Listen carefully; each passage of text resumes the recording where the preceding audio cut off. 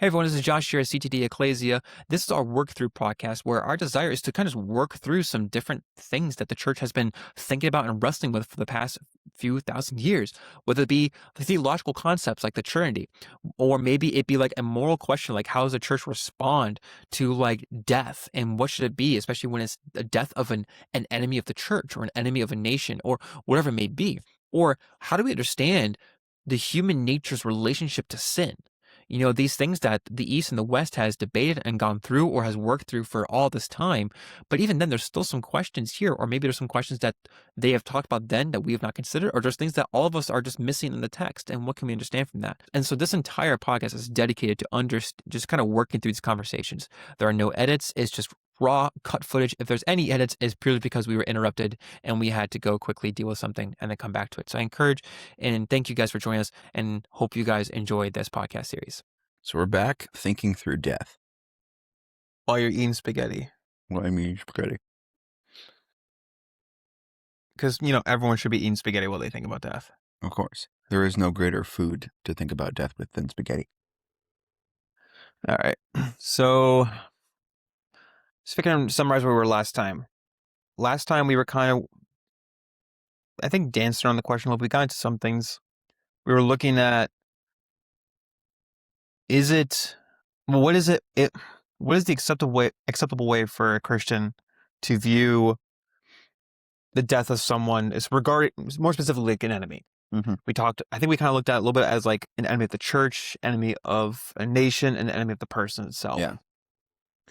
And you then had some thoughts here and there, and we went to a couple different directions. But in terms of when we released that video versus when we have, or correction, in terms of when we last record that episode and it's released, there's been a lot of time in between. Yeah.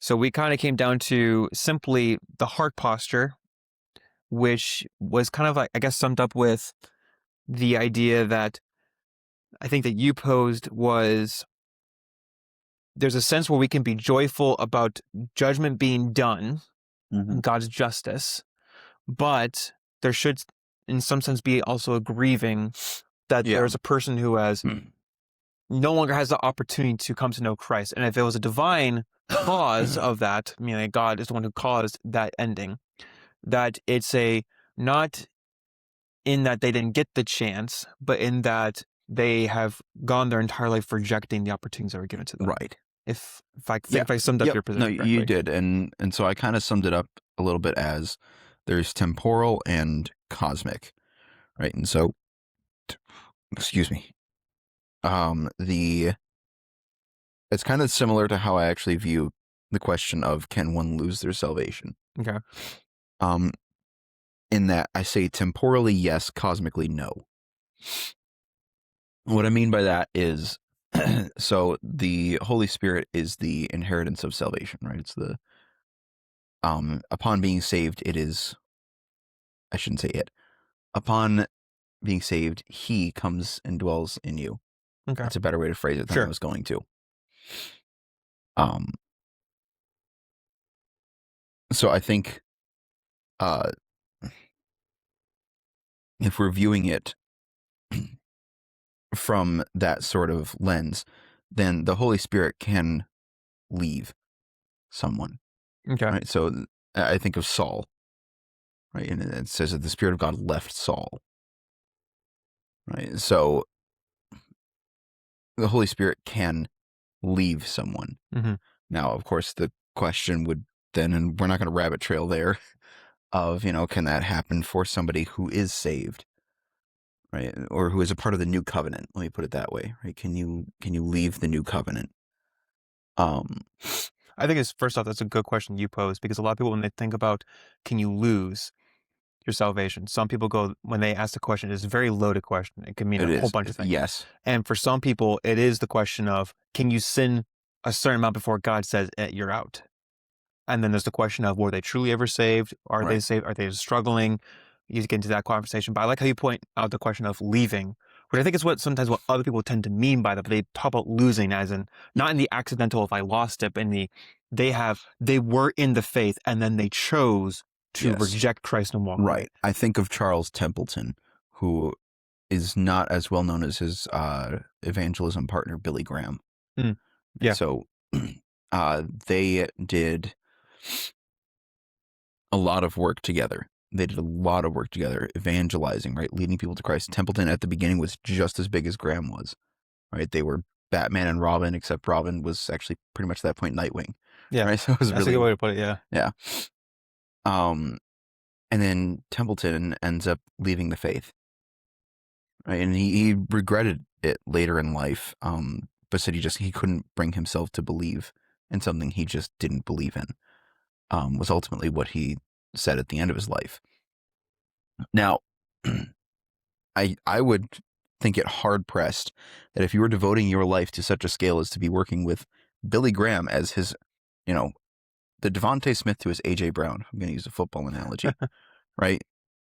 Devontae Smith is a wide receiver 1. He just happens to be on a team with a wide receiver 1, Yeah. right? So it's the 1A, 1B. If you're going to be the 1B to Billy Graham's 1A, there is little doubt in my mind that you do not actually believe in Jesus as the risen Lord.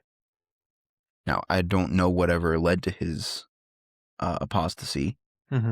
Excuse me. But whatever did was clearly sufficient for him to say, this is not something I believe anymore. Right? So if we're going to take the view of Romans 10, 9, and 10, that to be saved is to believe in the heart and confess with the mouth, well, I'm going to go out on a limb and say he probably did both.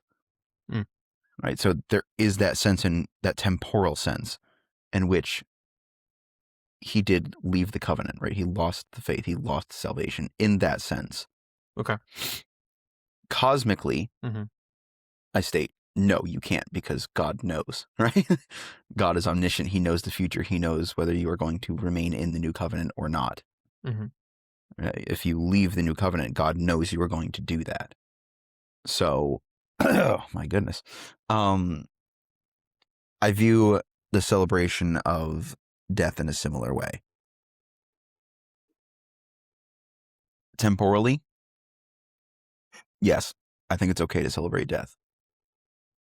Simply because, all right, let's go back to the example we used with Khamenei.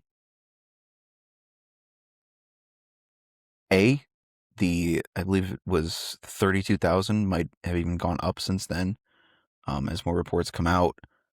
Actually, I heard one number was like 46,000. Those 46,000 people that he killed just this past year alone now have justice. That is a good thing. Objectively, that is a good thing. At the same time, we shouldn't celebrate the cosmic loss that represents, right? That is an individual who no longer, as we talked about last time, has the opportunity to accept Christ, right? And to have the rejoicing in heaven at the repentance of just one lost sinner. Right? If we view it from that angle, I think we can get a pretty clear picture. And I think to make it a little bit more personal, if someone were to break into my house and threaten my wife and child, I have not only the right, but the obligation to end that threat by any means necessary. If that means to take that intruder's life, then so be it. I should be relieved when the threat is gone, because now my wife and child are no longer in danger. Right? The order of Maurice, as it's called, right? The order of love. It's a very Catholic idea, but I think it's a true enough idea that you have priorities in which you love. Right? Your family is your first. Well, God is your first priority, right? But earthly wise, it's more so talking. So your family is your first priority. Then it's your friends, your community, your strangers, right? So kind of the idea of Jerusalem, Judea, Samaria, but placed in the context of love. I should be relieved when the threat to my family is gone.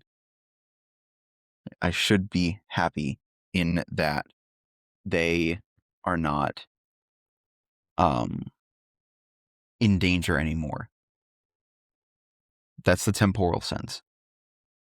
The cosmic sense probably will come later to say, dang, that's no longer a person that can accept Christ. So that's how I have looked at the issue in the past. Okay. So I guess it goes a different direction. This kind of goes into more like the question of like violence and stuff. But let's just we'll go with your example here, because I have different friends in different camps. I'd be kind of curious what your thoughts on this are. Sure. Because this plays into the question of death as well. So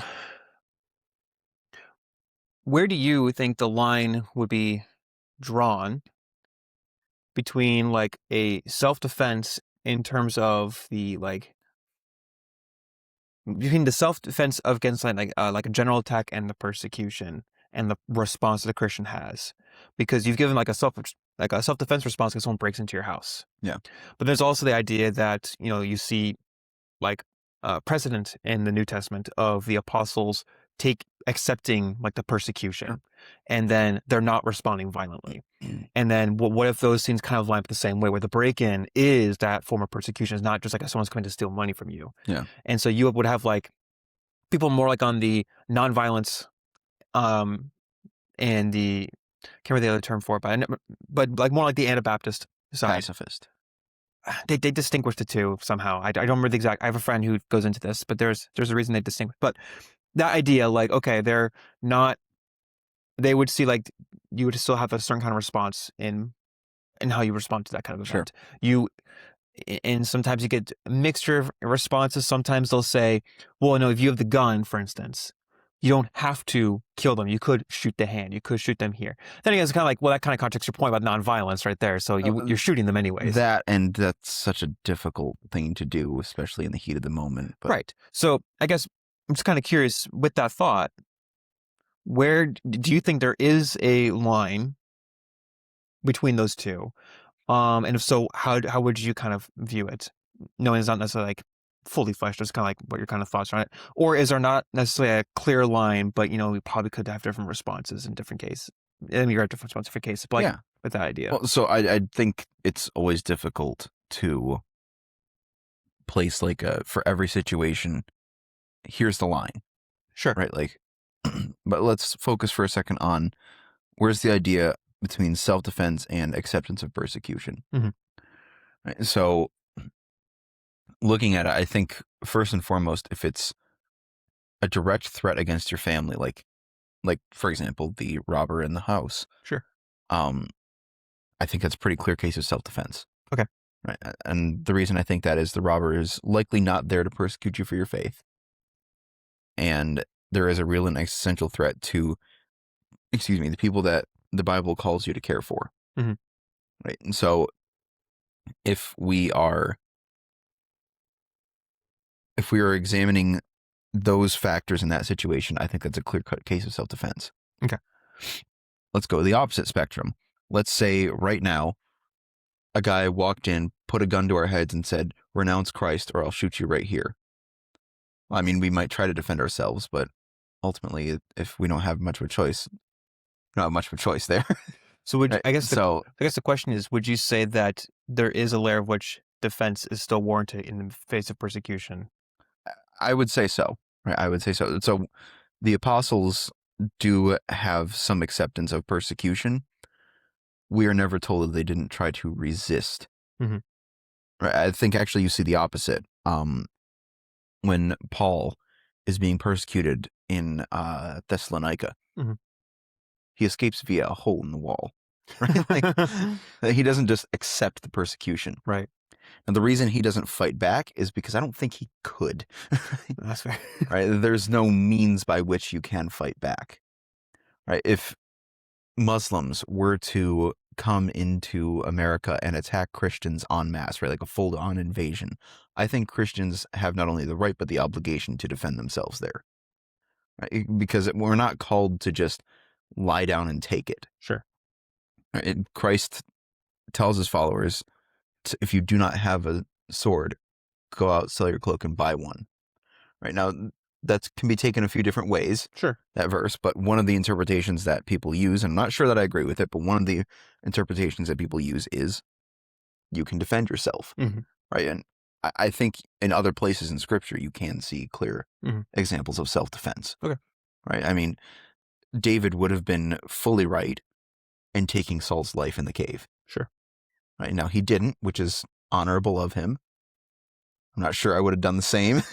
Right? You give me an opportunity for the man that is trying to kill me, and you give me an opportunity to just remove that threat entirely. I may not be as honorable as David. Right? But David, ethically, because of, I think, what we see in Genesis 9 and the attempts on his life thereof, would be justified in taking Saul's life in that cave. Mm. And I think actually, I didn't really think about it, but I think it's a good passage to kind of go to. Genesis 9, right, we've talked about it several times before, talks about the death penalty for murder. Mhm. I do not see a reason that if somebody is attempting to commit the murder at that moment, you cannot say, you know what, your time as an image bearer is up. You know, if they're trying to enact the sort of destruction of the image that we hear talked about in Genesis 9, I don't see a reason as to why you cannot say, all right, I am going to defend myself. I am going to enact your penalty before you are successful. Mm. Right? Because murder is done in the heart first and foremost. Right. Matthew 5. Right. Matthew 5. Christ talks about in several passages that sin begins in the heart and then is outwardly manifested through our flesh. Right. So really, sin is a spiritual matter, which then the flesh obeys. Pardon me. If murder has already occurred in the heart, and I'm not saying, if somebody says they hate you, you can shoot them in the face. But, if murder has occurred in the heart and is now being actively expressed through the flesh, there's no reason for you to say, well, but the Bible says to turn the other cheek. No, they're trying to make sure you don't have cheeks anymore. They're trying to kill you, right? They're trying to end your life. You may defend yourself, right? The destruction of the image bearer in their heart has already occurred. And they are now trying to make that an actual thing that's happening. Right?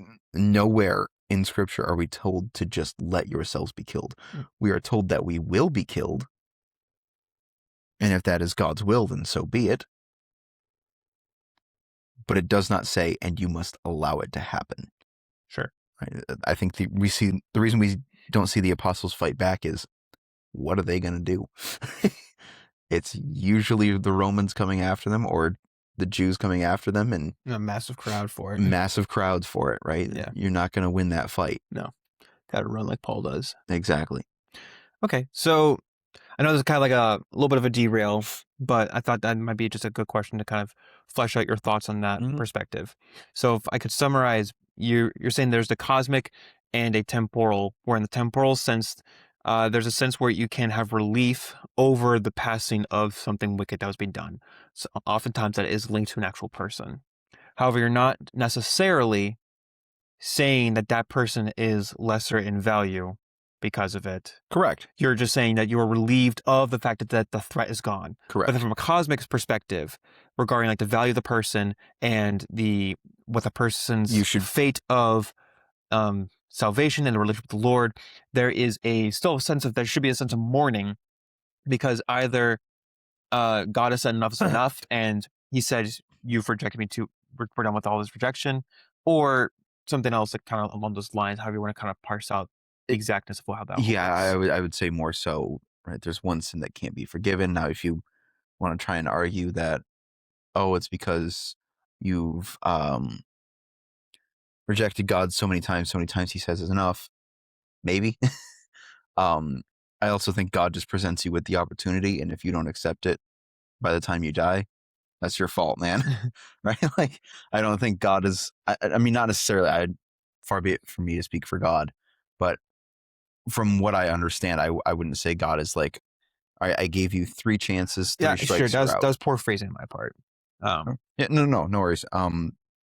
Yeah, to kind of sum up, even if I eliminate the home intruder, Mhm. there should be not immediate, because that immediate feeling is going to be, okay, my family is safe, Mhm. right? There is only one person who's going to die tonight, God willing, unless he's got a friend, in which case there will be more people. But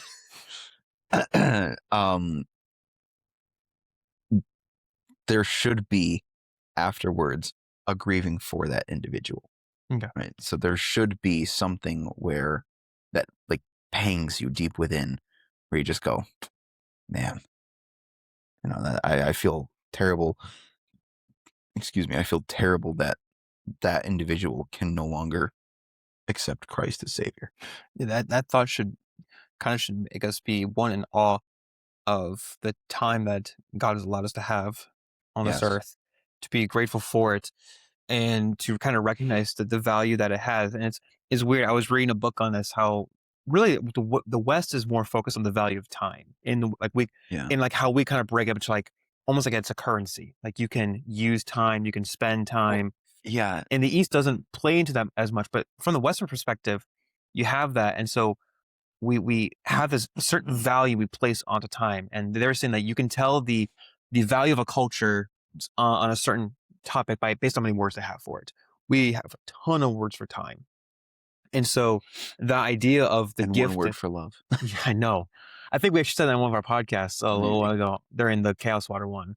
But the issue of, I mean, not the issue, but the fact that we are given time to be on this earth, and there should be a mourning in some way, that we should also one be in great honor and thanksgiving for what he has given us, and tremble at the fact that that could have been us Us. Yep. in that same way, Were it not for his grace.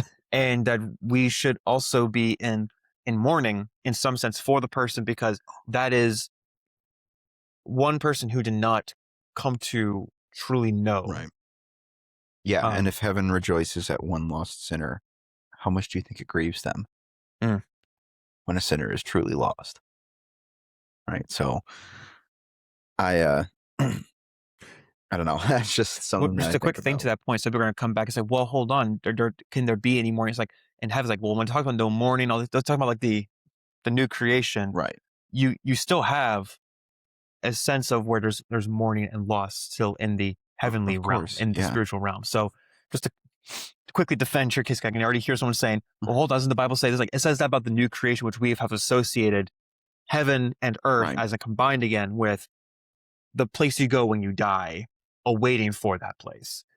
Um, because there's still that, like, God grieves in that state as Yeah. well. Like there's no reason to say that we don't also grieve in some way. You have people who are at his throne saying, "How long? Yeah. How long until you let that they're Come back. they're not happy right now. They're like, let us go. Yeah. Take care of this, please." Yeah. Well, and that kind of segues us into something that I wanted to talk about. I wanted to kind of follow up. Um, because I was thinking about this subject over the past. Yes. Um, I had noticed. I shouldn't say I'd noticed. I had really kind of, I guess, noticed this nagging idea. Um, so there was a family in our church that miscarried Mm. recently. Right? Deeply tragic, deeply heartbreaking, and there was another family that I knew that also miscarried. Mm. Right. So it was like, wow, it was a very short period. There was two miscarriages. And so Kids, I fat. No. cannot begin to imagine. I cannot begin to imagine. I am blessed that the one child I have came out fully happy and healthy and turns 3 very soon. So I cannot, I cannot begin to even think about that. Yeah. Um, and so I was kind of wrestling with the idea, and forgive me, Lord, kind of shaking my fist, Mm. of why, Yeah. I, why, and I hate to give that Sunday school answer of, well, it's God's plan. It's like, that's so unsatisfying, right? Yeah. It's so unsatisfying to ask why and just you're gonna have to accept it. And it's like, Well, I but think about, like, from a why counselor though? perspective, like, like, as two people who have been approached about eldership, there's a level, like, Yeah. at which you have to be ready to counsel people, No, absolutely. especially in leadership. And Absolutely. so to there's a sense where, like, there was another couple of different church where they had there wasn't a miscarriage, but they lost a child in their church. And so they wrote this beautiful letter about how they trust it was in God's plan. Yes. I remember that. Yeah, yeah, yeah. But and so that is still true. Yeah. But also, like, that's not like you don't just throw that at someone. It's like, well, it's just in his plans. Like, that doesn't answer the question. And it doesn't mean we'll have the answer, but that Right. it's still gonna be like, why? Yeah. Why Yeah. is this Well, and happening? Austin French wrote a beautiful song about that, right? And it's funny, his the song actually opens up with "Why God do people have to die?" Mm. Right? If you haven't heard Austin French's "Why," I'm going to break the fourth wall. If you haven't heard Austin French's "Why God" before, go listen to it. Go listen to it. It's a beautiful, beautiful song. Very much written in pain and sadness, but also rejoicing in God. Mm. Right. And not being afraid to ask God the Job questions, right? God never, in Job, he never calls Job's questioning a sin. Right? He's very upfront that you blaming me is a huge problem, Yeah. right? You assigning blame where it isn't due is a massive problem. But when he says, you question me, prepare to receive the answer like a man, that's not a bad thing. Hmm. He's okay with the questioning. Yeah. Like, You just have to be okay with the answer. in our other channel on Call to Defend and on Graphi, where we did the Chaos Waters and not Mhm. the Chaos Monsters, we went through that, and it's like you see that he points to Leviathan as like you saying, "Look, Job, you don't understand who the actual enemy is here. Yeah. I'm not your enemy. I'm actually protecting you for so many things that you don't even see." Yeah. And then there's the whole idea of, like, what you're saying with the whole take it like a man, where he's like, "Okay, you blame me, so I am going to be a stern father right now, but I'm also going to point out all these things not to make you feel worse, Yeah. but to help you realize who actually is watching over you. Do you realize, even though this happened to you, this suffering happened, do you don't realize what's going on in the Yeah. backdrop?" Right. And so it's a nice answer to give someone, right? Because it's a true answer. Sure. But we're still left with that. Yeah, but why? Right. Right. Yeah, but why? Right. And so to think about it from the perspective of, I don't even know what perspective necessarily, I guess that child will never experience suffering. Mm.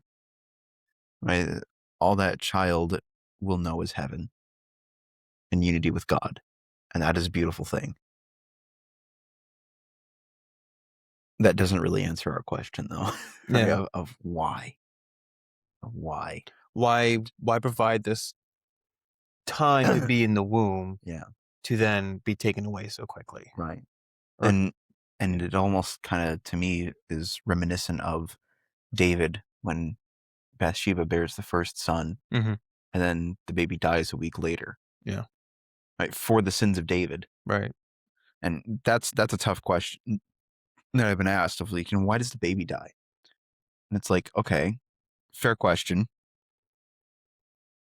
As a father, I can tell you, I would so much rather die than my child die. I would so much rather that. But that is the worst possible punishment that a human being can endure, is the death of a child, right? And it feels like a punishment. In David's case, it is, right? But it feels that is truly a why God, right? So when we're talking about miscarriage and we're talking about that why, right? Why God did you allow this? Why God? In some cases, people will say, why God did you do this? Right? It's that Job question of why are you doing this? And again, there's that Job answer of you don't fully understand everything. But again, it's that same question of why, and that question of why didn't God just kill David? Mm. He still needed David, firstly, right? If he kills David, then Israel has no king and nobody ready to take the throne up. And it ain't going to be the baby. He's a week old. Or the other kids who are Right, causing a whole yes. lot of issues. Exactly. So he still needs David.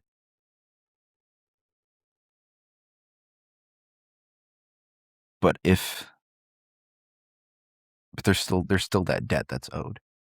Uriah still died. There's still that owed debt from Genesis 9. Life for life. And God, in perfect judgment, in the only way that he can, says there is going to still be death for death. That little boy did not suffer. Right? If we know anything about God, we know that that little boy did not suffer. And then he never suffered again. Right? The beauty of serving a loving God is that we know that God made sure that baby never suffered, and then he never suffered again. He just went to be with God. He went to be with his true father. And that's a difficult thing for us to wrap our heads around because we're so focused on this life. This life is what it is. This life is all there is in our minds. But that is not how God looks at it. So that, to me, is ultimately the why. God provides them with life. It's just not the life that you and I think of. It's not the life that you and I want necessarily. Because we think about this life is great. And it is great. But there's a better life to be had. There is a better way. And so as I was kicking this idea around and really, again, forgive me, Lord, kind of shaking my fist of why, God? Right? This beautiful little baby in its mother's womb in perfect peace and comfort. And then it's just gone. Why, God? And God finally quieted my spirit and is just like, if you just let me, if you let me work in the ways that I do, even in the midst of tragedy, I will cause blessings. Even in the midst of difficulty, I will cause blessings. Because there are people who will lose children in life, and it will not be God's fault. It might be their fault. Right? If a woman, and there's so many stories out there, and it just rips your heart in half, of a woman saying, I aborted my baby because I was told it was just a clump of cells, and then I saw it, and I had instant regret, and now I don't know what to do, and I just feel so alone, and I feel like ending it all. That deep, horrific regret. Somebody who has had a miscarriage can come along and say, I know that pain of loss. And I know your pain has to be extreme because you're the one who did it. I know that feeling of guilt. I feel like I'm the one who did it. But there's a better way. And most importantly, that baby has a better life now. It doesn't erase the pain. It doesn't erase, in the case of abortion, the guilt, the legitimate blood guilt. That doesn't go away. But we can get through this. We can move forward. We can have a beautiful life here and then go and see our little ones and another even more beautiful life there. It's never going to be a perfectly satisfying answer. It's just not. We're never going to have that. But we can have one that's good enough. Yeah, it kind of plays into a little bit, just kind of sifting through some of the things that you're saying, where we were talking about, you have Paul where he talks about death as like this enemy, is the final enemy. And I want to talk about that later, but yeah. And we also have this sense where death is like this weird, complicated thing. And again, it kind of starts to go into this other topic that we're talking about. Let me backtrack. Death is a complicated thing. And in the way we're talking about right now, we're talking about it right now, I mean, right now we're talking about like the loss, like a miscarriage, where it doesn't seem to be like something that's necessarily totally within like the hands of humanity. Right. The last episode, we were talking about things that seem to be typically more in the hands of humanity. Sometimes Sure. God working through humanity, divine judgment. And then in this episode, you're talking about like the defense idea where it's still in the hands of humanity. Is kind of doing. Now we're talking about the things that are outside of the hands of humanity. And so you can kind of go through all these different ways in which death kind of plays into it. And then there's the idea of like death just when it happens. And it's complicated especially when you have to understand death in its relationship to humanity and its relationship therefore to the rebellion and removal from the Right. garden, which kind of plays into a thing we're going to talk about later, where you have that in Genesis 2, it talks about how man's made from the dust, and dust is talked about, used frequently, this idea of like the frailty and the short time that humanities have, but we're put into the garden with the potentiality for everlasting life and to be connected to the Lord and all these things, and then the estrangement, and therefore what rules over us now is death, not so much life. Like we have forsaken and estranged ourselves from that, and then there's this like corruption that takes place. And we can go further into that idea, but then you have Paul who gets this idea of like death being the last enemy, personifying who death is. And so it sounds like now, if I could just kind of piece it all together, if we take the things that are in the hands of humanity, when it's talking about like the passive wicked person, you have the idea of like, okay, there's as you mentioned, the temporal and the cosmic. Don't really need to parse out again. Yeah. And then you have the issue of, okay, you mentioned the abortion, which is also in the hands of humanity. We have a wicked person doing that, where you see, or just a person murdering someone else. And you have that precedent in Genesis 9 saying that a person has made an attack on God per what the image of God is. Right. And therefore, they have, in a sense, forsaken their own life. Doesn't necessarily mean that we must exercise that, as you do see some people can Right. come around from that. And then you have the issue of like, okay, person who has lost something that seems to be completely out of their control, no matter what it was, the miscarriage. But then there's also the idea that even though death is this undesirable thing, it's a word we used last time, like it doesn't seem to necessarily be a thing of evil because God is the one that allows it or whatever, and God causes death. So we're not saying that God causes, he does evil things. So it's not necessarily a desirable thing. And with the idea of death being the separation of the body from the spirit. But then you also have like there is a positive that can come from it, as he says with Joseph, through Joseph, what you meant for evil, God ultimately meant for good. And so there can be a good that comes from it. And so if I actually kind of piece it all together, there's a sense in which death can bring about a sense of peace in some capacities. Right. Also a sense of pain, but then also through that pain, sharpening for something positive to come from.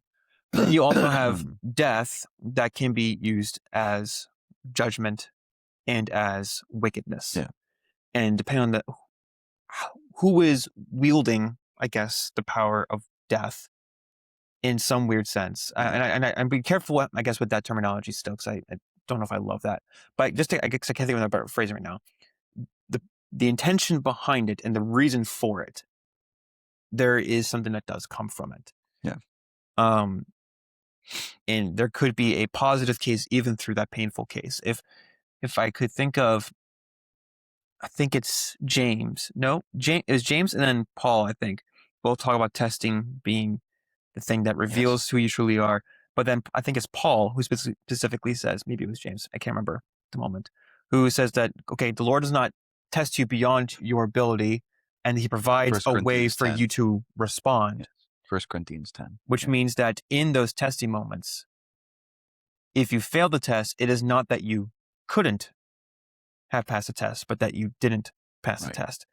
And there's times where even in the painful question of why, and God allows it to happen because it purifies and is a little bit of a testing to push us to truly reveal, do I trust him? Do I not trust him? and where things are going. That question of Job. Yeah. Yeah, I love how you put that there as well, because it made me think of 2 Corinthians 12, which is oh my goodness. Sorry. Dying tonight. Thematic. Need some water. Yeah, probably. It made me think of probably top 3 passage in the Bible for me, if not just outright my favorite one. Mm. I've said in the past it is really grown a strong affinity for 1 Timothy 1. Mm. But this topic for another time. 2 Corinthians 12 is just so beautifully written and so wonderfully encapsulates everything that I feel on a repeated basis, which is my own inadequacy and how God can use even that. Right? So if God can take us at our weakest and use it for his strength, right? Because that's effectively what the summation of 2 Corinthians is, right? Paul's very famous, I have a thorn in my flesh. I pray a messenger from Satan sent to torment me. I asked God 3 times to remove it, and he said no. And then he goes to say on, and God said, my grace is sufficient for you, for my power is made perfect in weakness. Therefore I will boast all the more gladly about my weakness, so that Christ may be glorified in me. Beautiful, right? Just stunningly beautiful. Mm. God can use our weakest moments, our worst moments, the moments where you just feel like agony, utter agony. I've had those moments where I am screaming and throwing things and hitting things and just beyond miserable and angry. And I felt God in those moments. And I am crying then for a different reason. Yeah.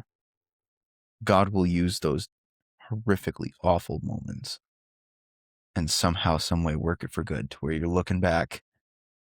It could be 5 minutes, could be 5 years, and you're looking back. You're going, I needed that.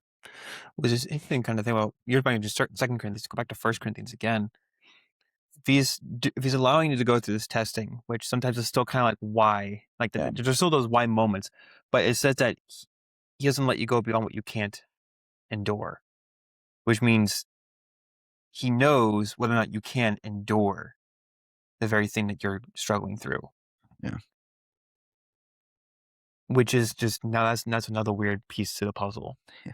Think about, I don't know, I feel weird referring to the miscarriage as a test, but just as an example right now, Sure. we can use our mutual friend who recently just had that issue. Yeah.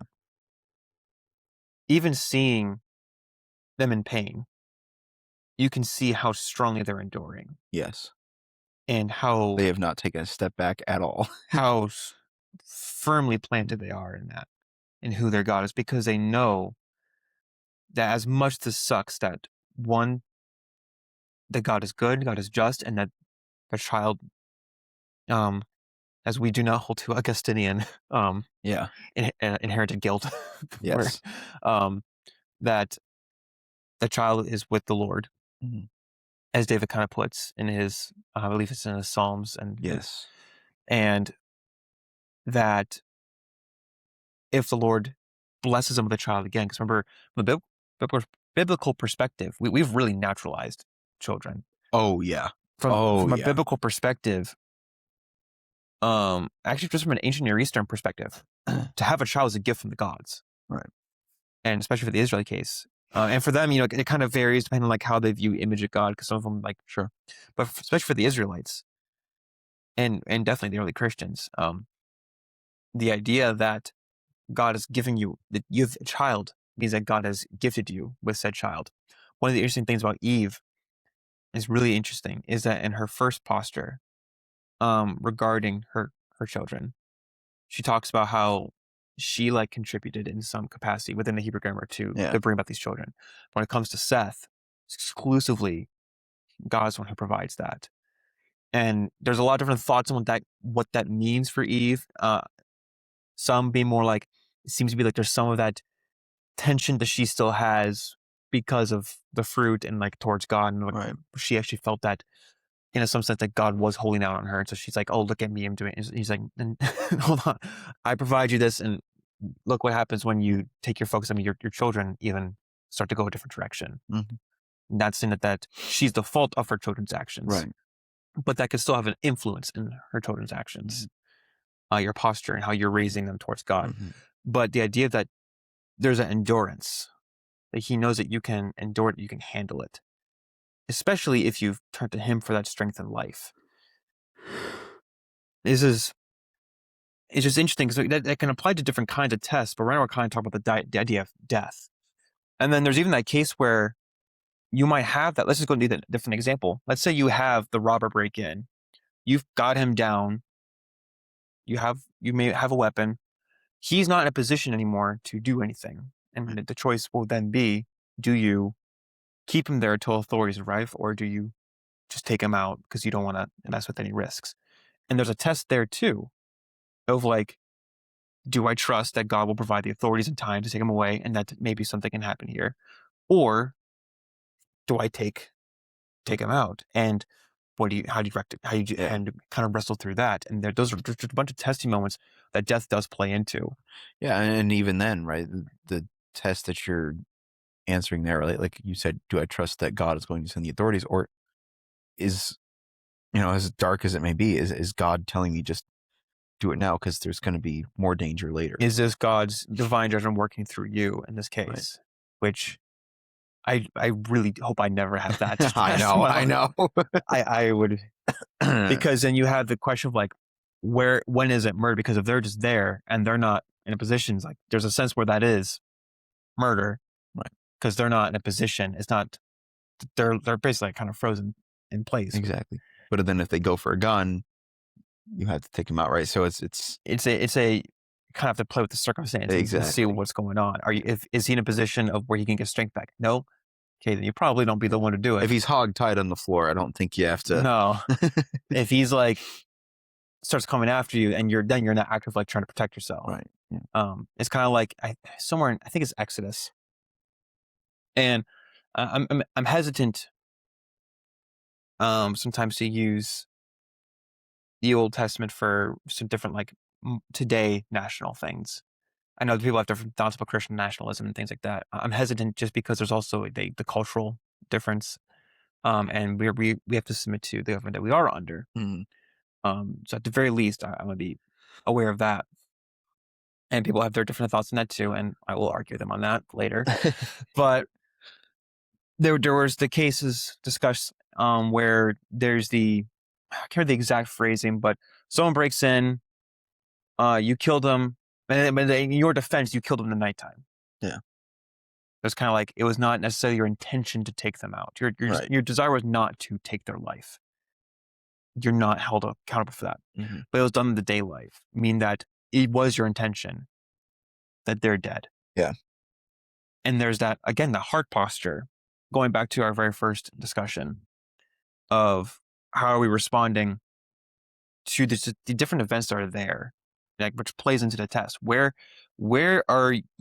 is your intention in those testing ones? Is your intention to still seek the Lord in all things, regardless of how scary, awful things are?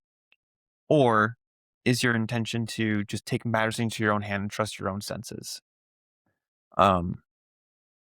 Assume that because something has happened, that he's not there anymore, that he's removed his presence, even if he's just not doing that, or if he's quiet, or he seems to be quiet. Yeah. Is a different direction, but they all still overlap in some weird way, Mm-hmm. even though they're very different circumstances.